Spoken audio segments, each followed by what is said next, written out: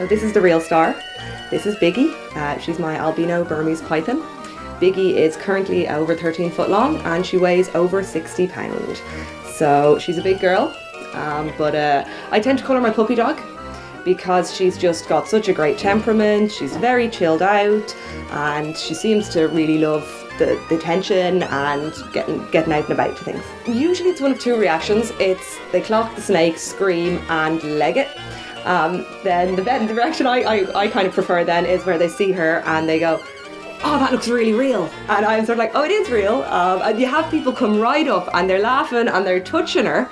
She's looking at them, she's sticking her tongue out and everything, having an old smell, and they're still convinced, they're still going, oh, no, yeah, but it's not real, like, and then at some point, they'll realise, and you can see it in their eyes when the penny drops, and they're like, oh, yeah, no, it's a great Oh. She eats once every 3 or 4 weeks, and then she only poos maybe once or twice a month.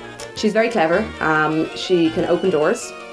So we discovered this back when I lived up with her. Now this was when she was only tiny, I mean maybe 5 or 6 foot. So when I was up in Drogheda I had a long hallway in my house. So what I used to do is when I'd clean out her tank, I'd close all the doors and just let her have a stretch up and down the hall. And I kept finding her in the bathroom, in the bath. And I thought to myself, well obviously I've left the door open.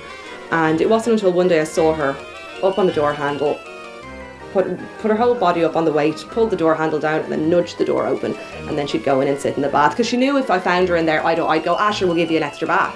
The first thing I always say when I'm booked for any kind of a gig, whether it's a stage act or walkabout, photo opportunities or any of the kind of kids and all ages parties, is I always say, listen, the animals come first. So if they show any sign of getting stressed or unhappy or anything like that, then I remove them from the situation because they can't speak up on their own behalf about that kind of thing. So I will always make sure to look after them like that. So yeah, once you kind of take really good care of them, basically, and keep them well handled and used to being around a lot of people and stuff like that, then they're kind of happy out.